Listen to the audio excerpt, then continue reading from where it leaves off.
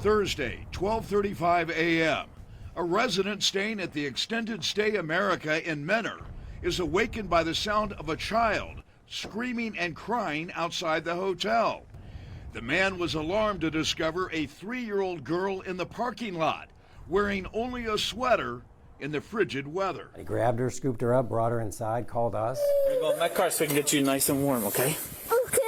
The first priority of Menor police officers arriving at the hotel was to keep the child warm and determine the impact of the extreme cold on her health. It's very cold. I know. They then tried to find out where her parents were and how she got outside.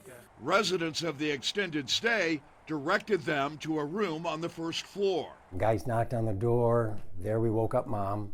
Mom answered the door. She had no idea that the 3-year-old had gotten away. Investigators say the child's mother, identified as 36-year-old Laura Beitler, then looked around the room and realized that her 8-year-old daughter was missing as well. Let the FD know we'll be at the back end of Hampton. The discovery prompted a frantic search by police and residents of the extended stay.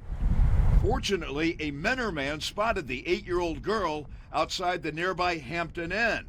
She was only wearing a t-shirt and sneakers. Investigators say the role of the Good Samaritans was critically important to finding the two sisters before they suffered frostbite, hypothermia, or worse. Poor kids are lucky that they're not injured. And we're very thankful. We're very thankful for the residents. Menor paramedics arriving at the scene took the two girls to the UH Tri-Point Medical Center for evaluation. They were later released and placed in the custody of their father. Investigators say the father was not at the extended stay when his two daughters slipped away on Thursday morning because he was dealing with a medical emergency involving one of their siblings. And the two girls may have been looking for their dad when they went outside into the cold.